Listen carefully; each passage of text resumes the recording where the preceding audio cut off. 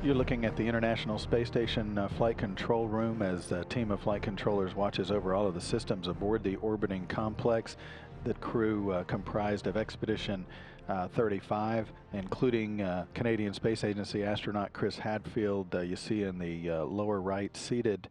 He's serving as the commander of Expedition 35 along with Roman Romanenko and U.S. astronaut Tom Marshburn. You see standing behind him. They've been aboard the station for 102 days now. They were joined this past week by the newest crew members of the International Space Station. Pavel Vinogradov, Alexander Mazurkin, and Chris Cassidy are now part of the Expedition 35 crew. They have been aboard the station for 4 days now, following their launch earlier on last Thursday. The 6 crew members have spent much of today working on some experiments on board, some maintenance activity, swapping out a failed pump that's associated with the urine processing assembly of the station, also conducting a number of scientific experiments focusing on human research, much of this week measuring any changes to their eyes, their visual acuity, as well as their diet, maintaining their diets on board and taking notes on their eating habits as well.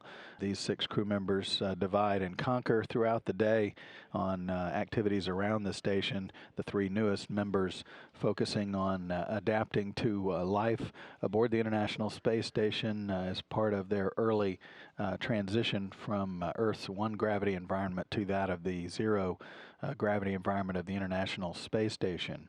Additionally, the crew members are getting ready to assist the ground with a very complicated restructuring of the station's communications system that will eventually, over the course of the next week to 2 weeks, greatly enhance the scientific capability of the complex by adding some additional space-to-ground communications loops and also some downlink channels for visual to allow for even more scientific experiment work aboard the station, and all of that will be conducted throughout the week.